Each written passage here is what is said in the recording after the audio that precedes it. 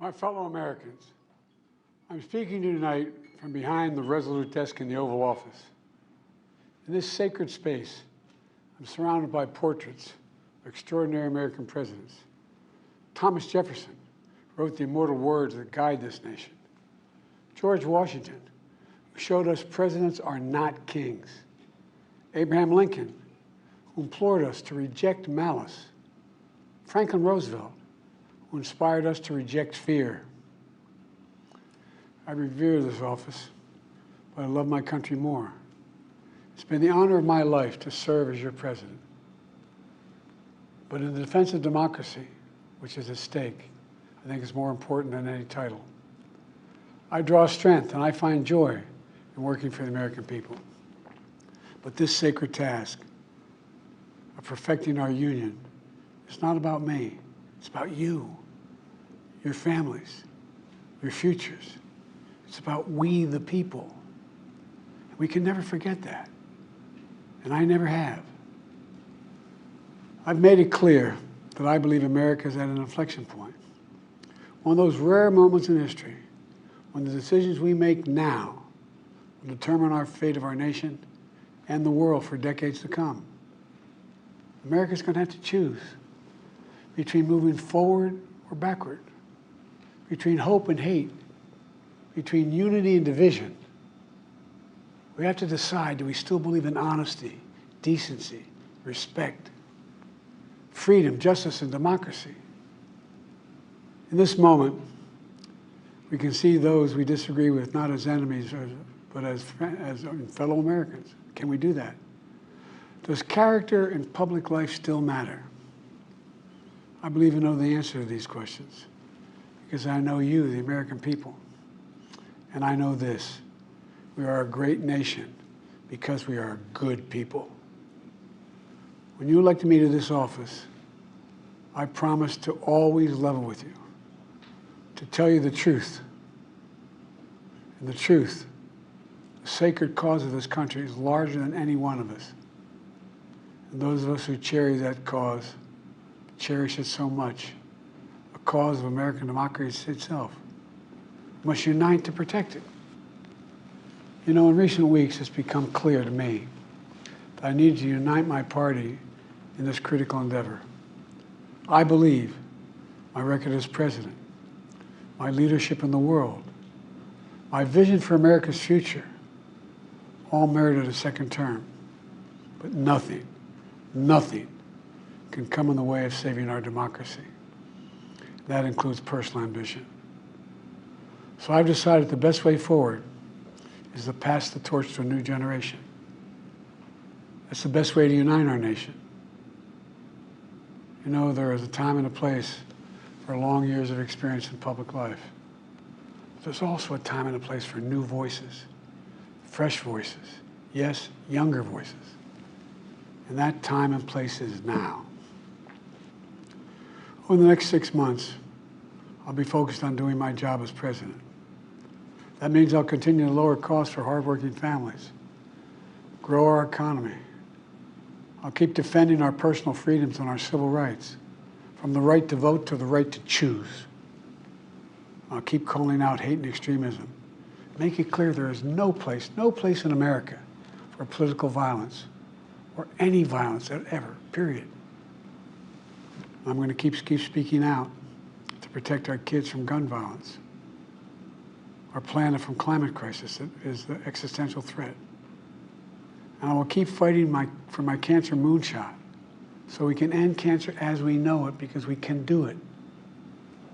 And I'm going to call for Supreme Court reform because this is critical to our democracy, Supreme Court reform.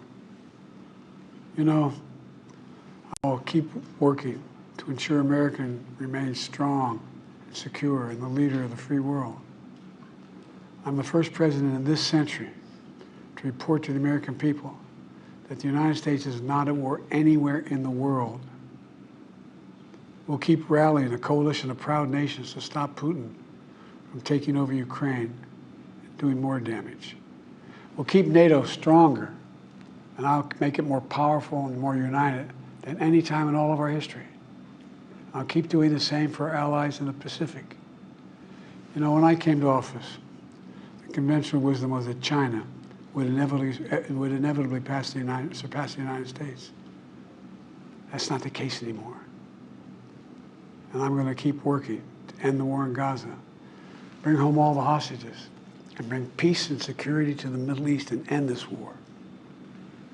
We're also working around the clock to bring home Americans being unjustly detained all around the world. You know, we've come so far since my inauguration. On that day, I told you, as I stood in that winter, we stood in a winter of peril and a winter of possibilities. Peril and possibilities. We were in the grip of the worst pandemic in the century. The worst economic crisis since the Great Depression.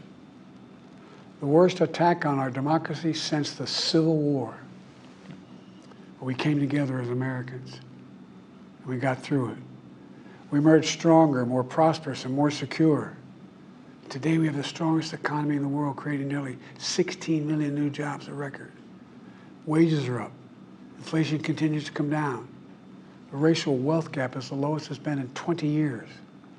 We're literally rebuilding our entire nation, urban, suburban, rural, and tribal communities. Manufacturing has come back to America.